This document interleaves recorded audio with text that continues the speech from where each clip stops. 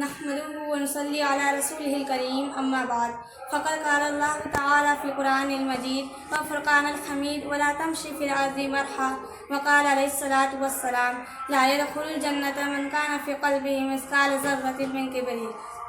محترم حاضرین کرام اور عزیز دوستوں، السلام علیکم ورحمۃ وبرکاتہ۔ ابھی میں نے آپ حضرات کے سامنے قرآن کریم کی آیت اور حدیث پاک کا ایک ٹکڑا نقل کیا ہے۔ مناسب تو یہی ہے کہ پہلے میں اس کا ترجمہ کرتی چلوں۔ چنانچہ رب کائنات ارشاد فرماتا ہے وَلَا تَمْشِي فِي الْأَرْضِ مَرْحًا، کہ زمین پر اکڑ کر نہ چلا کرو۔ ہمارے آقا و مولا جناب محمد رسول اللہ صلی اللہ علیہ وسلم تکبر و غرور کی خباثت بیان فرماتے ہوئے ارشاد فرماتے ہیں لا يدخل الجنة من كان في قلبه مثقال ذرة من كبر، کہ وہ آدمی جس کے دل میں ذرہ برابر بھی تکبر ہوگا وہ ہرگز جنت میں داخل نہیں ہوگا۔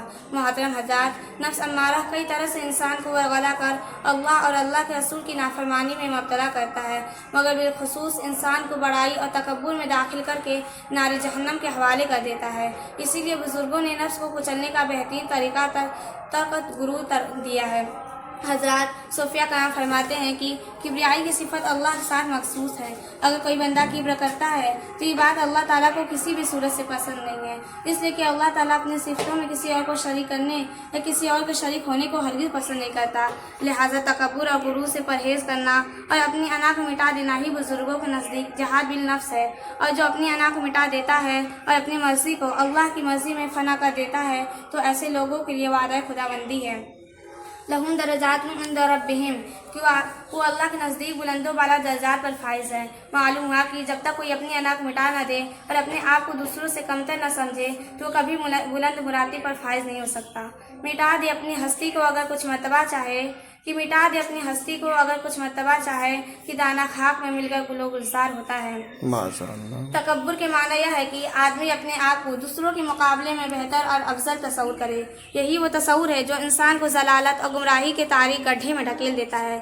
جیسا کہ عزازیل جو معلم الملائکہ کہلاتا تھا، فرشتوں کی صحبت میں رہتے وہ بھی فرشتہ ہی معلوم ہوتا تھا۔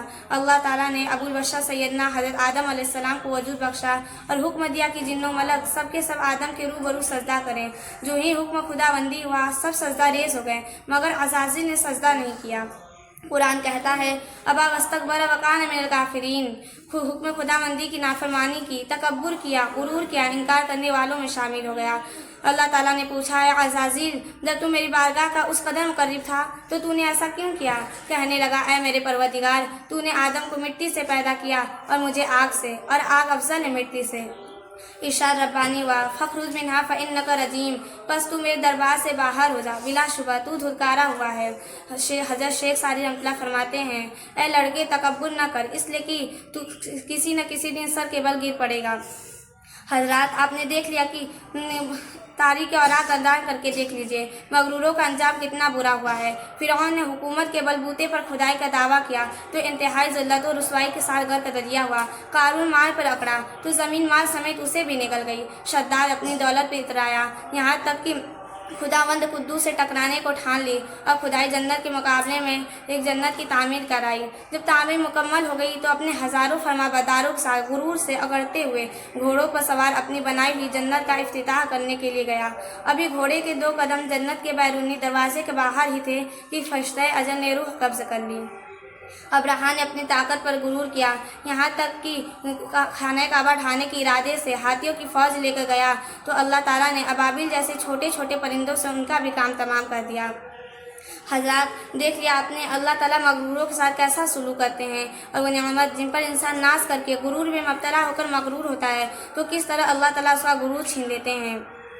تاریخ کے کتابوں میں لکھا ہے سرزمین اندلس میں شیخ ابو عبداللہ نامی ایک بہت بڑے صاحب کشف و کرامت و ولی تھے جن کے ہزاروں مریدین موجود تھے اور سینکڑوں خانقاہیں ہیں، ان کے نام سے ہی چلتی تھی۔ شیخ نے فرمایا جب ہمارا گزر مشرکوں کی ایک بستی سے ہوا تو مجھے اپنے ایمان و تقوی اور طہارت پر غرور پیدا ہوا تو غیب سے آواز آئی کیا تم اپنے ایمان و تقوی اور طہارت پر غرور کرتے ہو جبکہ یہ ہماری دی ہوئی نعمت ہے۔ اللہ اکبر، جب ایمان جیسی نعمت چھین لی جا سکتی ہے تو مال و جمال اور کمال کی حقیقت ہی کیا ہے۔ لہٰذا انسان کا بندہ ہونے کے ناطے اسے بندگی کا تقاضا کرتی ہے کہ اللہ تعالیٰ کی بڑائی جیسی صفت میں اپنے آپ کو شریک کرنے کی ہرگز کوشش نہ کرے۔ اگر تو صاحب علم و فن ہے تو اپنے علم و فن پر غرور نہ کر، اس لیے کہ ہم نے سینکڑوں بڑے بڑے ارباب علم و فن کو معمولی عقل و دانش والوں کے سامنے رکھا ہے۔ عابد شب زندہ دار ہوتے تو اس توفیق خدا مندی پر ذرہ برابر غرور نہ کرتے، اس لیے کہ ذرا سا بخاری تمہارے حسن و جمال کے حصے بکھرے کر سکتا ہے۔ جوان ہو تو اپنی جوانی پر گھمنڈ نہ کرو، اس لیے کہ ہم نے ایک سے ایک طرح دار جوانوں کا جنازہ اٹھتے دیکھا ہے۔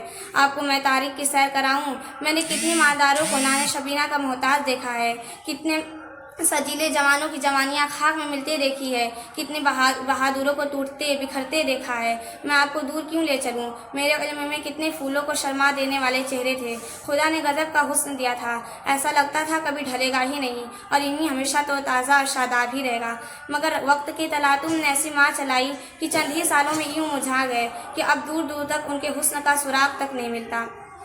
مگر یہ عجیب بات ہے کہ انسان تکبر کرتا ہے اور قول و فعل سے ایک باور کراتا ہے کہ گویا وہ کبھی مرے گا ہی نہیں، حالانکہ دونوں جہاں کی ہر چیز اللہ کے حضور میں سجدہ ریز ہے اور ہمیں بس زبان حال پکار کر کہہ رہی ہے، دیکھو غرور نہ کرو، غرور صرف اللہ کا حق ہے، تکبر صرف اللہ تعالیٰ کو زیب دیتا ہے۔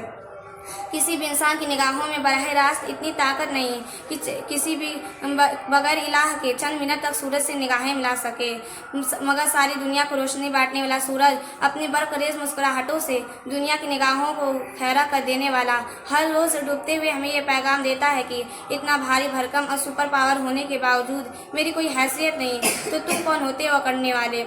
یہ بلند و بالا درخت، یہ چنگھاڑتے اور موج ماتے دریا، نیلگو آسمان، سبھی تو ہمیں بس زبان حال پکار پکار کر کہہ رہی ہیں، حباب بحر کو دیکھو کیسے سر اٹھاتا ہے، حباب بحر کو دیکھو کیسے سر اٹھاتا ہے، تکبر وہ بری شئی ہے جو فوراً ٹوٹ جاتا ہے۔ آپ نے بڑے بڑے درختوں کو دیکھا ہوگا کہ کیسے ہوا کے معمولی جھونکوں سے سر نیاز کو جھکانے لگتے ہیں اور جو جھکتے نہیں وہ ٹوٹ جاتے ہیں۔ ایسے ہی جو لوگ خدا کے حضور میں عجز و انکساری کا اعتراف نہیں کرتے اور خدا کے عطا کردہ نعمتوں پر غرور کرتے ہیں تو اللہ تعالیٰ ایسے مغروروں کو جلد ہی صفحہ ہستی سے مٹا دیتے ہیں۔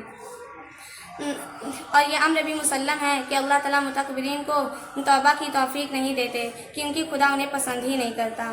اور میں اس شعر سے اپنا تقریر ختم کرنا چاہتی ہوں، زندگی میں کبھی تکبر مت کرنا، اس لیے کہ تقدیر بدلتی رہتی ہے، شیشہ وہی رہتا ہے، بس تصویر بدلتی رہتی ہے۔ آخر میں اللہ تعالیٰ سے دعا ہے کہ ہم سب کو تکبر جیسے گندے روحانیت سے محفوظ رکھے، آمین ثم آمین، وآخر دعوانا الحمدللہ رب العالمین۔ السلام علیکم ورحمۃ اللہ وبرکاتہ۔ وعلیکم السلام۔